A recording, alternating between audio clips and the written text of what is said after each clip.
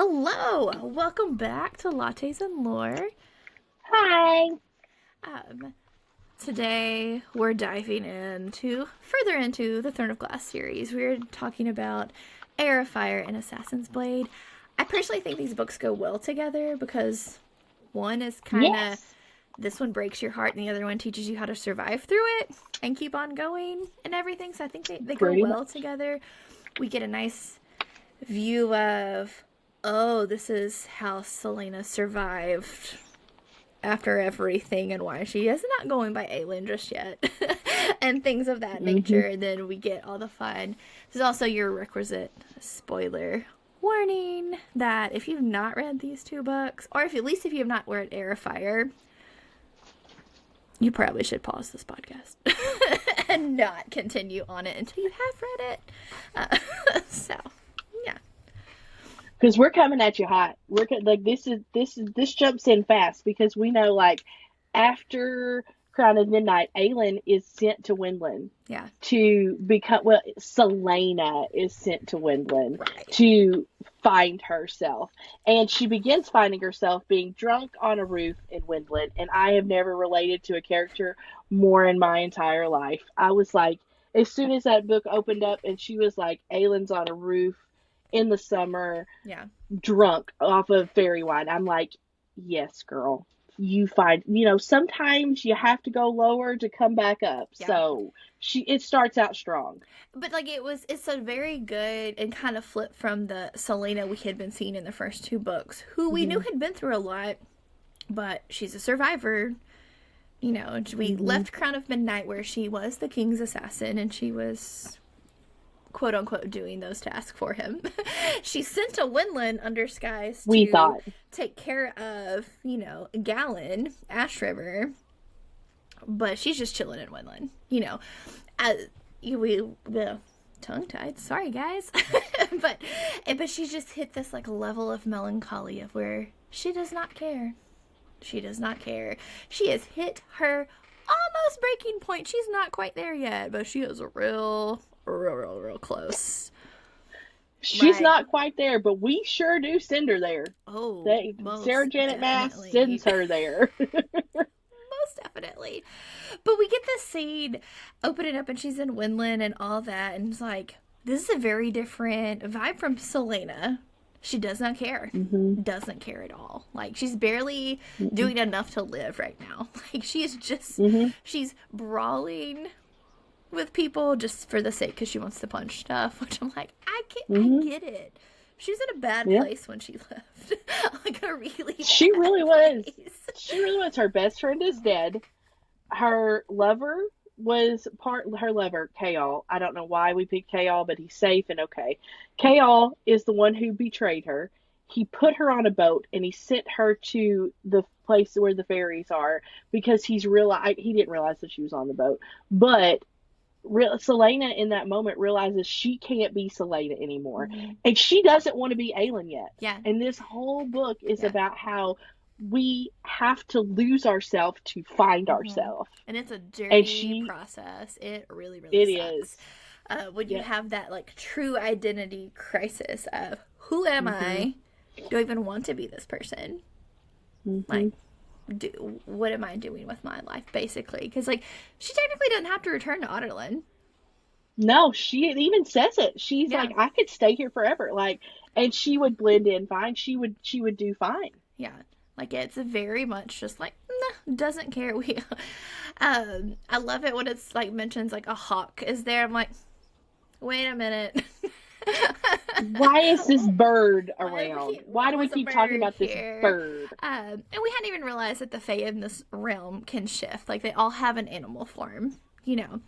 But we quickly Hmm. get introduced to Rowan Whitethorn, who. What were your first thoughts of Rowan? These first few chapters when we're meeting him. He's taken her to Mistward and all that stuff. Like, what did you think of Rowan? I had gotten a minor spoiler Mm, in like scrolling through stuff that I knew that Rowan was kind of end game for Aelin. okay. I thought he was an asshole, Oh like yeah. straight up. Like I was not. I was not impressed because we all know how I feel about the Rizzler. So you're telling me we're going to go through and have Dorian, who is like, to me, everyone has their own thing. Dorian, like the textbook perfect prince, which we know he has his own flaws, and he gets flawed. Boy, does he go through it the next ones. But to go from seeing people like Dorian and Chaol, who Chaol is very flawed human, still showed so much love toward Yeah. Celaena. Actually, I think he fell in love with Lillian Gardenia or whatever her Yeah. name is, instead of Celaena. But to see so much love from those two characters to go to Rowan, who's supposed to be her end game, I was not happy. Yeah. I was not happy. I was very interested and very glad we were getting to learn about the Fae in this round. Right. Because we just get little snippets in the first two books. But I was not impressed. And I was not impressed. Yeah. I get I impressed did later, not have but any, I was not.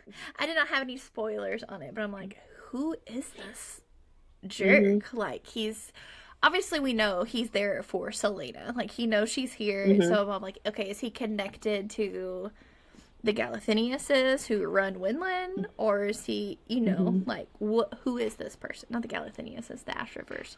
Just kidding.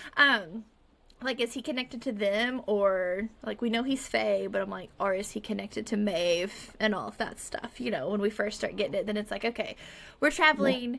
He's not even talking. I was like, you can't string together words? He's just... What? I was like, you don't care enough? Like...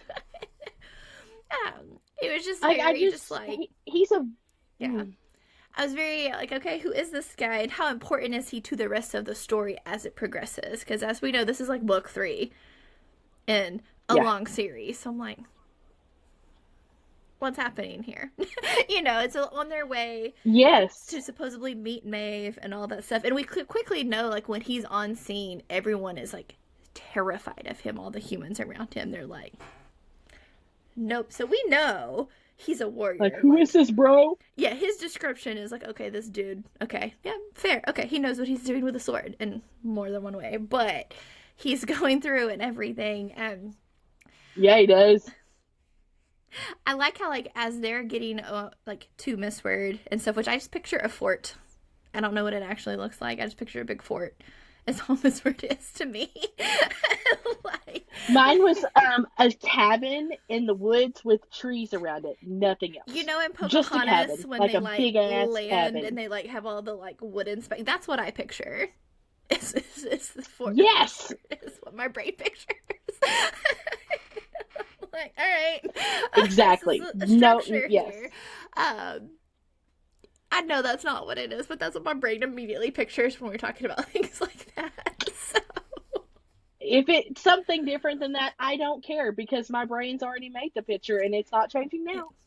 It's totally fine how it is. I also love how we also get introduced to Manon Blackbeak in this book. And I know this book gets a lot of hate because a lot of people don't like the witches. Instantly, when we were introduced to her in the chapter 4, I think I have it in my notes here, I was like, oh, this is a character I am gonna love, because her first words in this chapter, like, we get the description, she's in this cabin, she's hiding because there's men in the cabin trying to find a witch, and they're like, come out, little Kraken. When she steps out and says wrong witch, I was like, she's one of my favorite characters. Like, her first words are wrong witch. I'm absolutely. Like, yes, I need more of her page time. Finally. So, I know that's like, a lot of people did not enjoy learning about Manon and the Iron Teeth and all that throughout this book, but I did. I like the lore. We start figuring out, like, I just don't understand to witches how. in here. I liked it. And this was the first big shift too, because all the characters are in very different places now. Because like, we get a chapter, we're back with, like, Dorian, who all of a sudden having issues controlling his magic. It's like very rough. Everybody's having their own struggles. Yeah. And we flip to that, and Chaol finds himself working with Aelin, of all people, like with the rebels, incidentally, Listen, like all of that. I was like, what is happening? I want when to get back to Aelin, what Celaena dash Aelin is up to, because I need to know where that story is going, but also what is Manon doing and who is Manon? Like, who are the Iron Teeth? Like, there was a lot. So I can understand why a lot of people don't love there this was a book, lot. but it's a book I do enjoy out of the series. I think it really helps I build the series forward.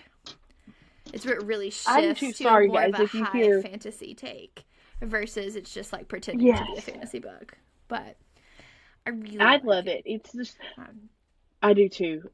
When Adian comes on to the picture, okay. So I've been saying this whole time, like I need someone who's blind. I immediately liked Adian, which is probably a red flag.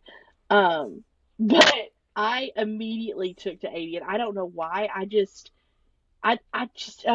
he's probably the only blonde in a series that's a man other than Gavriel, and we'll talk about Gavriel later on. We meet Gavriel in this book. mhm. Um, but I'm just, those are the only two blonde men I would even kind of trust, and Adian ends up being an asshole sometimes.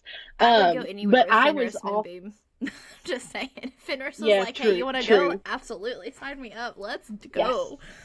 yes, So, yes, like, he's a blonde. I'm like, I'd absolutely. go. Yeah. That's Um, true. That's true. yeah. I don't I'd know let him why I bring me a picture drink in a Fenris as bar. having It'd be like fine. Um, absolutely. It's having like anime white hair. That's who I picture Fenris having. Like I know Rowan has the anime white hair. yeah. But in my head so does Fenris. Fair. Fair. But it's like there's so many different plots, and like I haven't reread this in a long time. I've reread a recap for this podcast to get ready, but I love the fact that Adian is pretending to be under the king's command and is actually a rebel. He Yeah. has well, this is where we get introduced to like the word rings, Yeah, that's when we and realize that the black rings are actually something, a way of controlling certain people, which is a very interesting yes, take. and when he took that thing off, Yeah. the scream I script.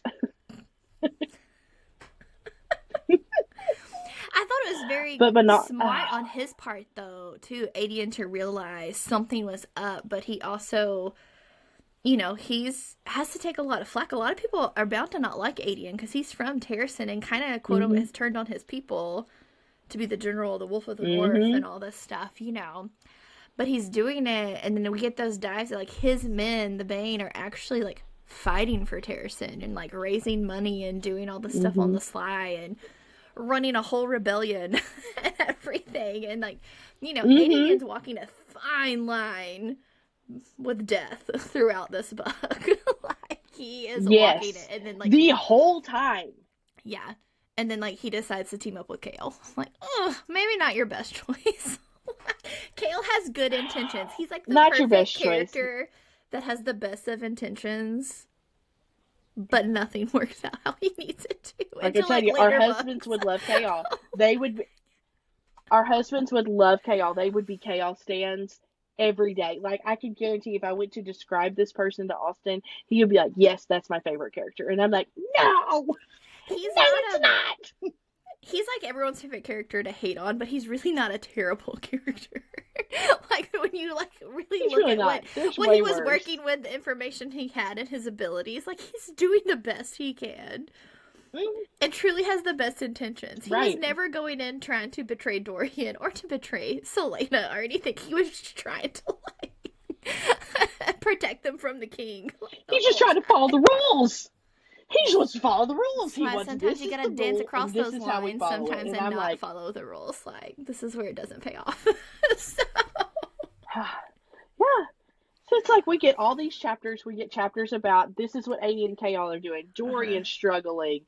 Um, we get all these characters, and it's like, oh, by the way, Celaena's drunk on the roof still, and it's like that's my girl until she goes to Mistward, and Yeah. then we get the whole building her up and Rowan starting. He's like, no, you're gonna train. You're gonna shift. You're gonna shift. You're gonna shift. You're gonna shift. Yeah.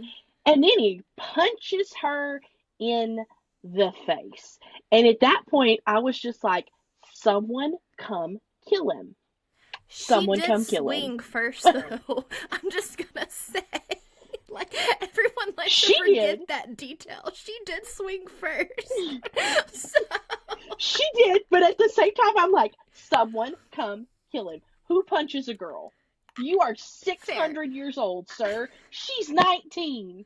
I was like, oh, we're doing that. Okay. I'm like, so your mentor's going to put you in the face. Like, this is going to be a great training session.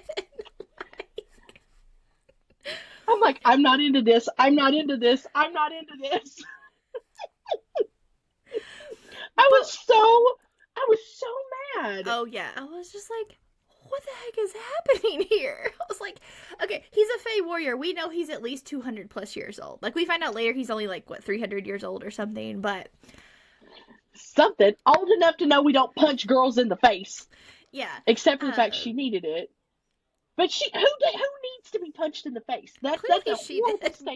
No one, I mean... it was an interesting exchange between them, too, because she immediately was going to go throw hands. And he was like, okay. Yeah, she was. Like, he was responding. Maybe reacting, not responding. There's a difference. So, that's true.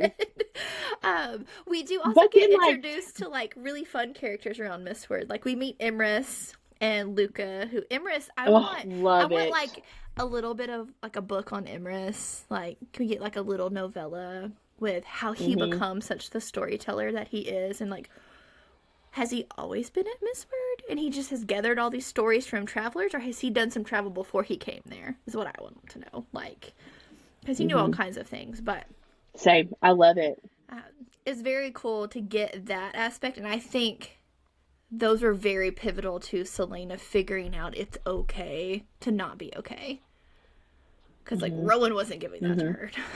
Like, he was just gonna train her until something else changed, and that's not always the answer. Not so. But... No, it's really not. Like, it's one of those, like, and then he realizes she's got all the scars, and he was not exactly told that she was a slave. But he also wasn't told who she is.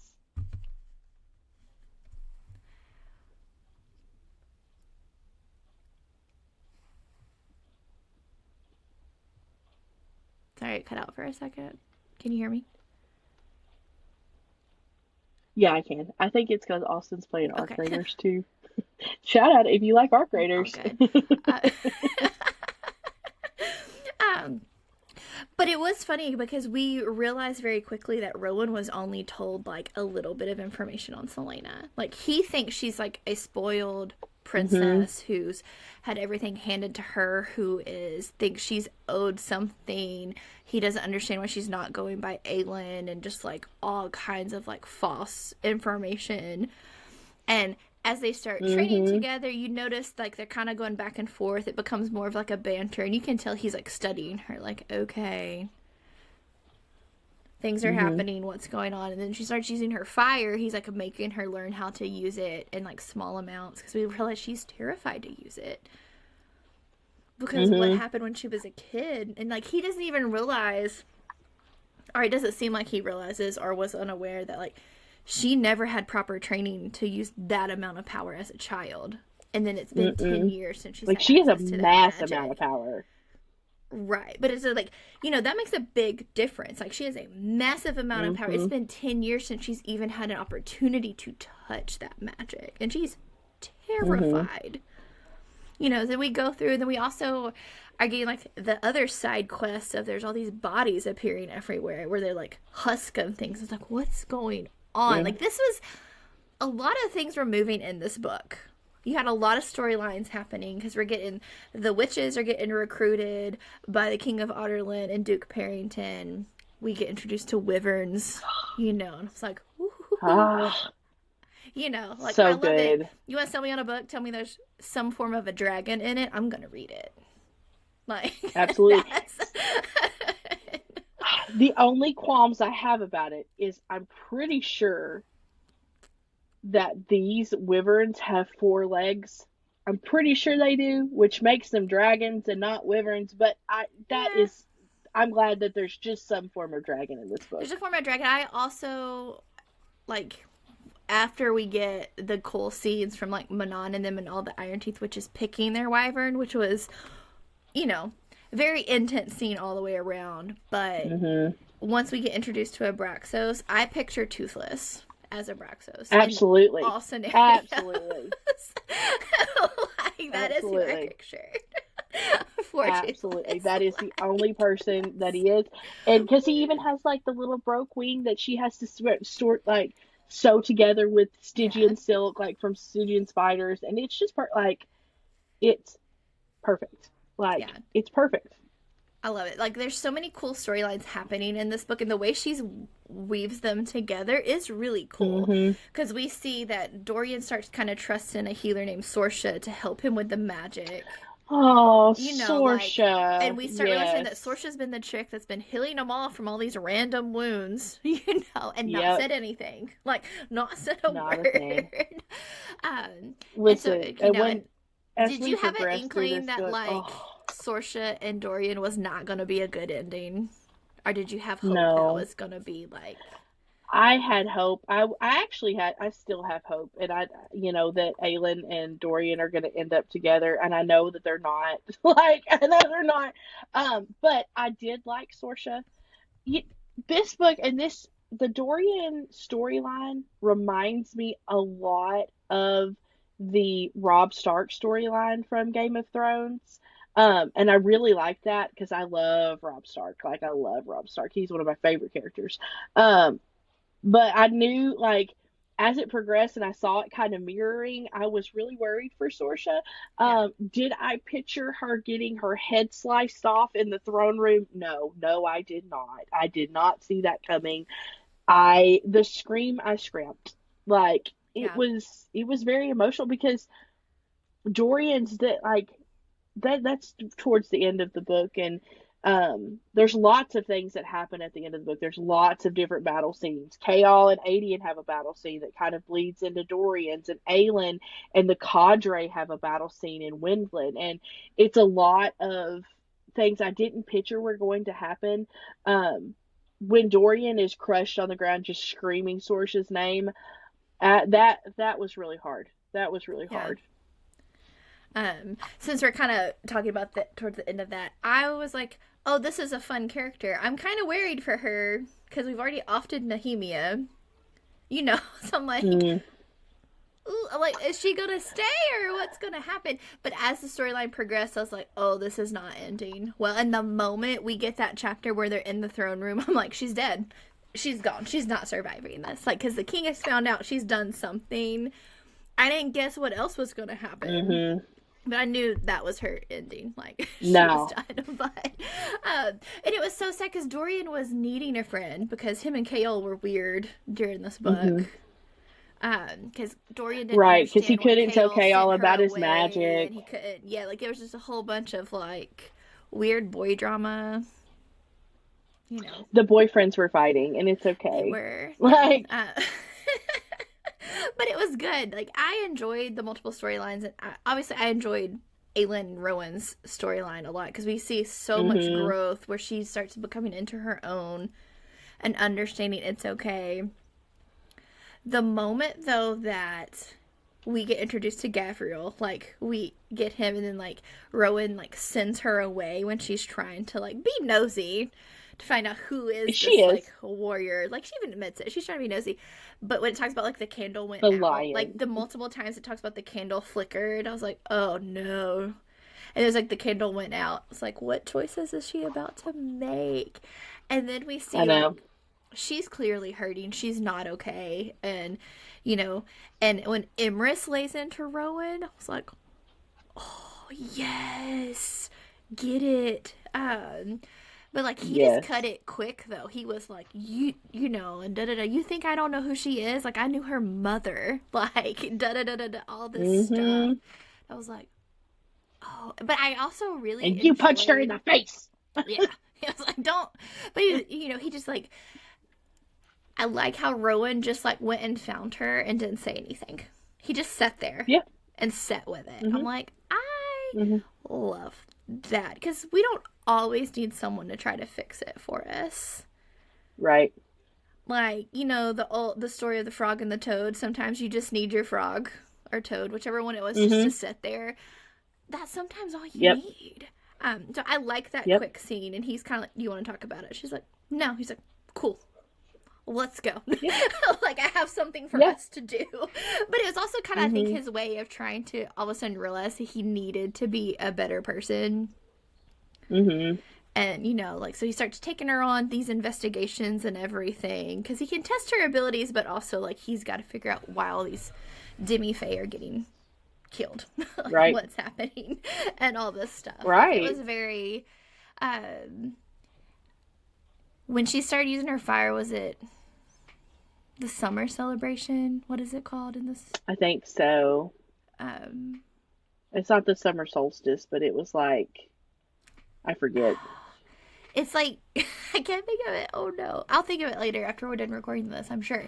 But right, that's what I was. Because the name's probably in my head is not what it is. But when they're doing that celebration, there's all kinds of extra fae. Yes, Beltane. Thank you. Calamine was the only thing popping in my head. I'm like, that's not it. It's not that. Like, what is it called? Although, let's bring it. Let's just drop this little nugget that Aelin looks a whole lot like Tamlin. We're just going to leave it there. Look like Aelin. Look like Aelin. I'm telling you, I think that he's a descendant and he's a shapeshifter. We'll get there, but I think he's a descendant. There's some cool ways these worlds are intertwined. I want to know the timeline, because I'm like, some of it's really cool and would be really awesome if it worked out that way, but I don't know. Like, are they happening like, overlapped? You know, that's a whole different. I was hopeful that they were going to overlap until it really was. I was hoping they were going to overlap until we get that little bit of information in Crescent City. Yeah. And how someone is a descendant of someone. I don't want to spoil it because we're not talking about that yet. But I don't think they're exactly parallel. But they're close. They've got to be that's neat, in some relative. Yeah. In the DC world, you know, you got the multiple Earths and everything, and that's all happening simultaneously. Like, all these things. But I'm like, how's the timelines happening? Like, are they centuries apart? Right. Where there could be some cool tie-ins here? Are they happening very similarly, close together? But, yeah. Crescent City added more questions and didn't answer the ones I wanted answered. I'm ready for the next book. As far as how the worlds are intertwined, like, timeline-wise. Because there's some cool theories out there that I'm like, oh, that would be really cool if that was true. It'd be really, really cool. I hope it's all true.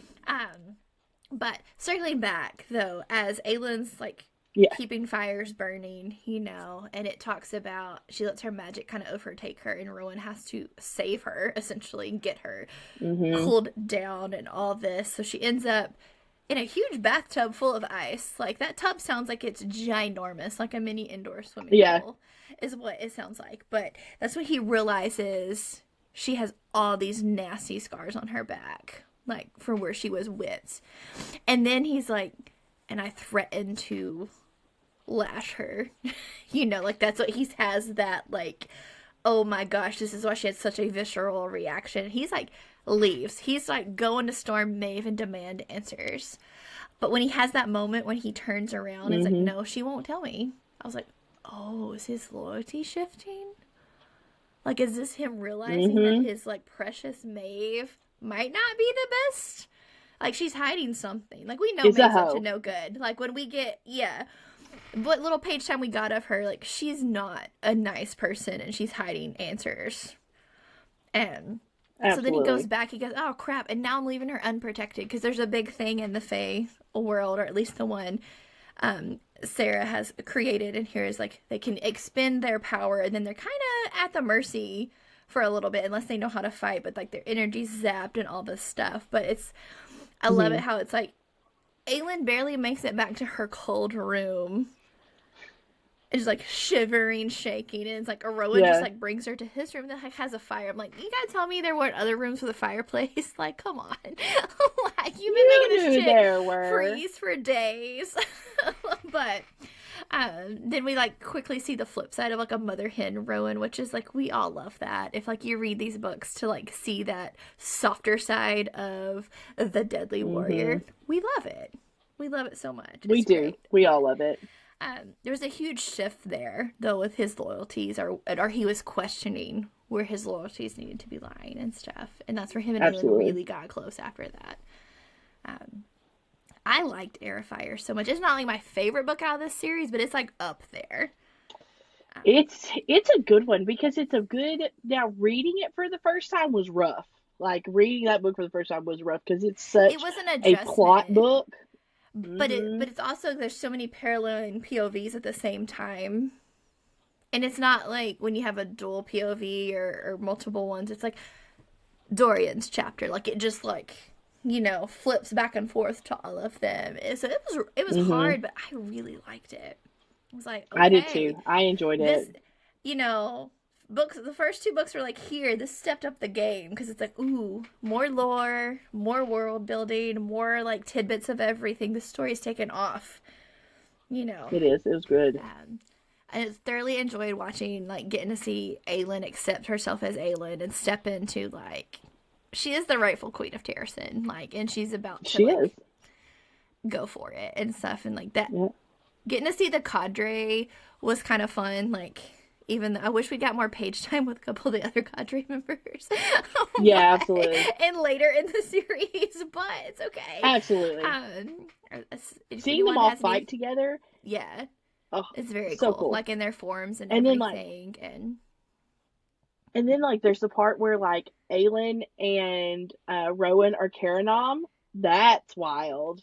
Like that was a wild cool tidbit sense. of magic, because like we know about in this her worlds there's mating bonds and other things, but seeing it was very cool, because like that's a level of trust that is hard to find, because they can totally take away your magic with that. Like if you're carrying on with the wrong kind of person, you know. It's also a testament to not realizing that the cadre took punishment for coming to help Rowan. Like later, like when they show up in Maeve's palace, and it's like they're in Dornell and they all got, you know, brutally. We see how brutally they're treated by Maeve. It's like, but they still came because Rowan asked them to. It's like, oh, look at them. Like they're so they good. act like they don't have any, you know, like they're not friends. They're just served together. Right. Like, I think you're kind of a weird family, but okay. You know. It's okay. It's okay. Sorry. So to our listeners, if you hear my husband screaming, I'm so sorry. He's playing Arc Raiders. Shout out if you play Arc Raiders. Be a friendly.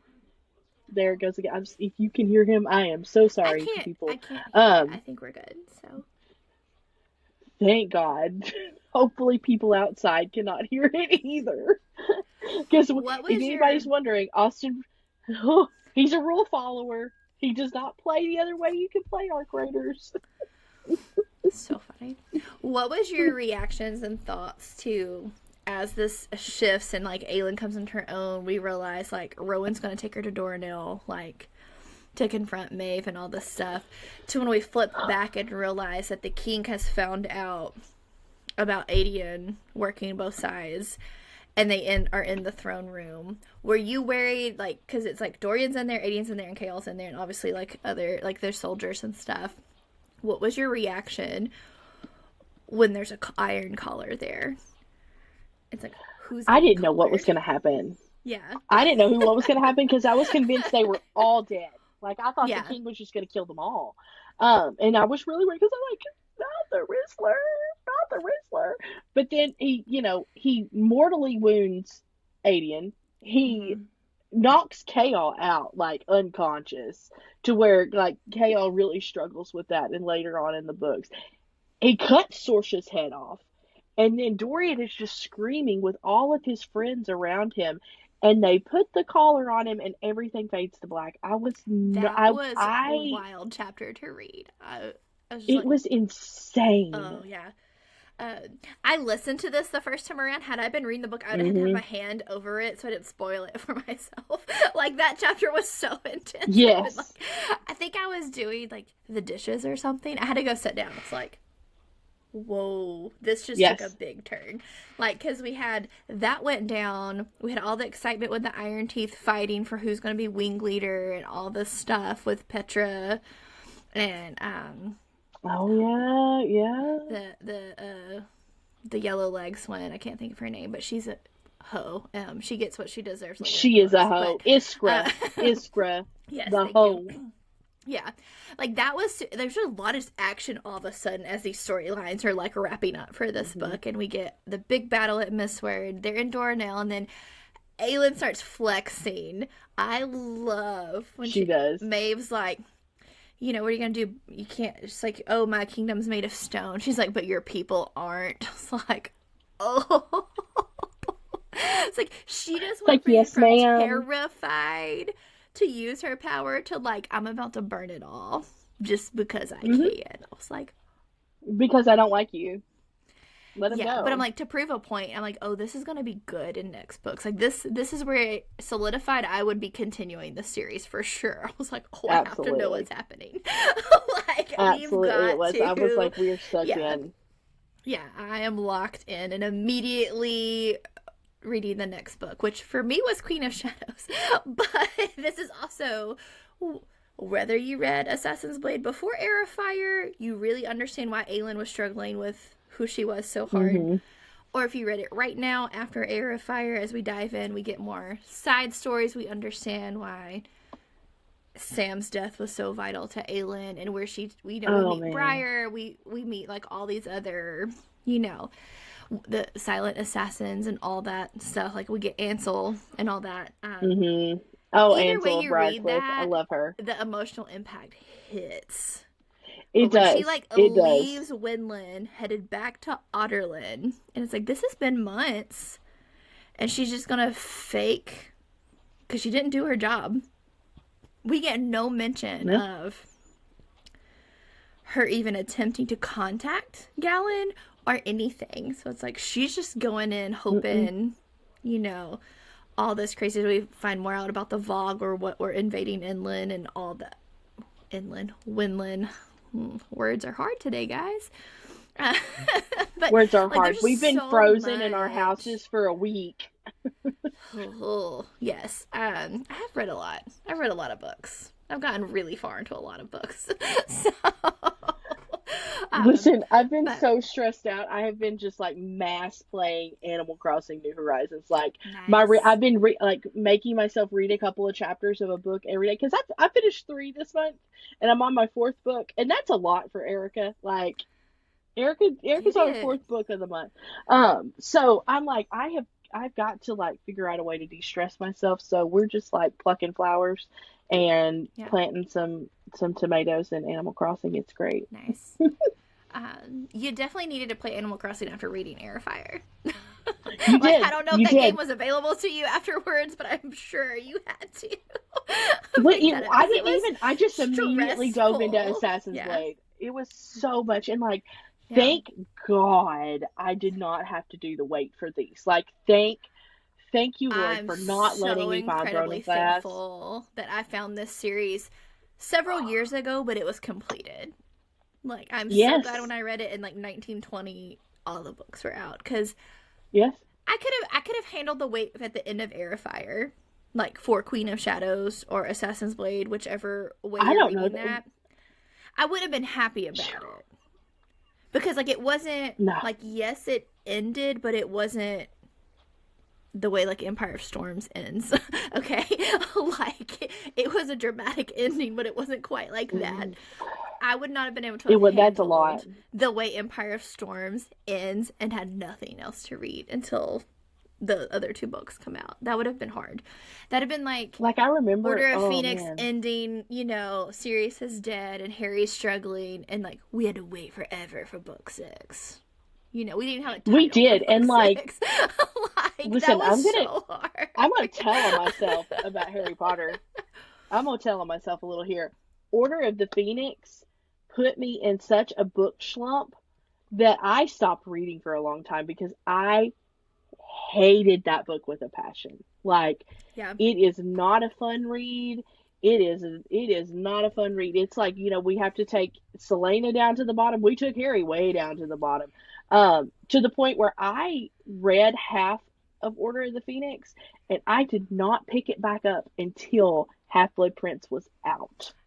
Like, Nice. I I wish stopped I reading probably it would have been altogether. better off had I stopped, but I did not. But I was and then like, like since it you was read horrible. Assassin's Blade after Heir of Fire, what were your thoughts diving into that for that emotional impact? Because we all know I read Assassin's Blade at the very end because I didn't realize it existed. So Oh man, it was like going into Assassin's Blade was a lot because we learn about why it's so important that she is Aelin. And like I yeah, can see where Sarah Janet recommends, and first off, I love calling her Sarah Janet. I don't know if it's because I'm Southern or what, but I understand now why Sarah Janet recommends to read it third before you get into Air of Fire. Um, but I just think it's important to read the book before yeah, you read Queen of Shadows, like because you get introduced to Lysandra, yeah. you get really introduced to Arabin Hamel, you get like introduced to Sam, who we obviously know has a huge emotional impact on Aelin. Um, we get introduced to all these characters that are so important to who she is as Celaena, because that's who she was Yeah. not. She was not going to be Aelin. I don't think she would have ever been Aelin again if Chaol didn't send her to Winland. I don't think she would have ever been Aelin again if Nehemia didn't die. I don't think she was going to do it. I don't think she was at the point Yeah. where she realized that her land was in so much trouble that it was she was in crisis. Like Otterlin is in crisis, and they need someone to step up to be that person. They need the But lost we also like, princess of Terrasen. yeah, with Assassin's Blade that we understand like all these connections she made, and it made it sadder to me Mm-hmm. reading it at the end just because how I found the book. All Aelin ever wanted Mm-hmm. was friends, okay? Like, little Aelin Yep. before Magic fell just wanted friends, but people were terrified to be friends with her. But that's why Yeah, because she's she gonna was turn him kind into a to. marshmallow. Right, but like, she was kind to Irene. You know, she gave her money, taught her Mm-hmm. how to defend Ah. herself, and told her to get the heck out of Dodge. Like, that coming Yep. full circle was so beautiful. She was kind to It really was. Ansel when she didn't have to be. Like, you know, like she did all this Mm-hmm. stuff. Like, you know, like we're not gonna. I'm gonna try not to spoil following books, but like all those actions she took in Assassin's Blade with the silent assassins, with everything, and just like you understand. Also makes it even more so why Sam's death was so hard for her and why she doesn't tell anybody her Mm-hmm. plans. Right. Totally She's makes not gonna sense tell after you read anybody Assassin's anything. Blade.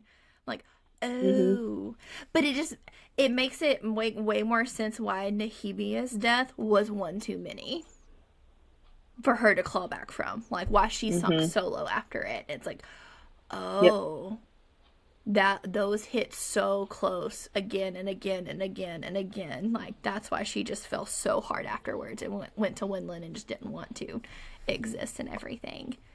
Um, I enjoyed it. Mm-hmm. I definitely think it makes sense to read it somewhere in the middle of this series before Queen of Shadows.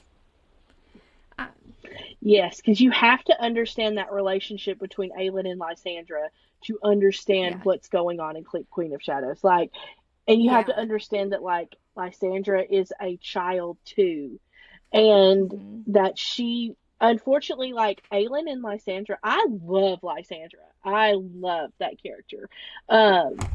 She like you have to understand that like Lysandra could have been an Aelin. Like they could have hmm been another side of a different coin. And that's why they're such rivals, like through the whole book. And but yeah, how, yeah.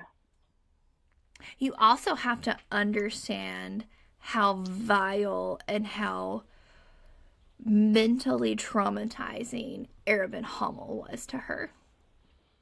Oh, To yeah. He is a understand total asshole. to understand the events that had to happen in Queen of Shadows he's such a bad dude. Like, such a bad guy. Like, the emotional trauma and the mind warping and the grooming and everything he did to Lysandra and to Aelin. Mm-hmm. Like, we don't get that information without Assassin's Blade. Right. Like, And you don't it's so vital to get that story. It is so vital to get how horrible Arobin Hamel was. And part of me really enjoys the character of Arobin Hamel because of how well he's written. Yeah, he's a well written. And he says my favorite line of all time, and we will talk about it in Queen of Shadows. But Arobin is and I even love, and I don't think she says it in this book, and this is not too much of a spoiler going on. It's she never knew if Arobin was a friend, a lover, or a father figure, and no one really knows. And really, Arobin is just kind of the worst of the worst. He takes and he exploits children, which is a whole nother level of evil. But he has he built Aelin, and without even realizing that he built her to take down Otterland. I think he built her and made her the way so he could be king of Otterland, but I don't think he realized how much resentment she had toward him. I think part of his plan, he was grooming her because he rescued her, quote unquote. You take that as you want. When she was 8. Mm-hmm. He trained her, he abused her, he did all this stuff. And the weird side is she kind of has to be thankful for some of the skills she learned. Mm-hmm. That's the other traumatizing side of it. She can't completely hate him because he's also the reason she's still alive. And the reason she survives some of the trials and the turmoil she continues to go through in the following books and everything. But it's such a mind mess up, that character. He's so well written.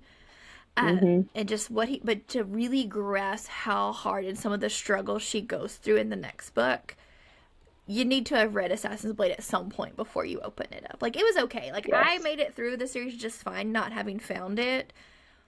Yeah. Prior, but it was I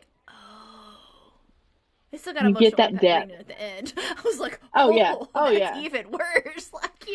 But it's very good. I enjoyed both these books, and they move this series on so well. So good. Mm-hmm. They both take it from where you fully understand, okay, this is where she decides it's not just a concept that the lost queen of Terrasen is out there. She is out there. She confirms it when she burns the world down in Winland. Okay, when she basically puts the big finger. She's to the king of Otterland. Yeah, Aelin's actually here, and that's when everything really starts taking off. And also causes chain reaction events back home that we've already kind of briefly touched for Dorian, and then it leaves us very much wondering how our favorite characters are gonna survive the next books and everything. But do you have any final closing thoughts on these two? The only thing is, she, at the end of this book, she truly is Aelin Ashriver Galathynius, and she truly will not be afraid. That is, she's ready. She's ready. This is where the series takes it from and it almost makes that Harry Potter turn. And I think that's why so many of us that are age, the Harry Potter kids, love it so much, because we know Harry Potter takes that turn in the 4th book to shift into the emotional buildup. But this is good. This is the point where I was locked in. I loved it. This is where that series went from, you start understanding she's not going to be a perfect queen.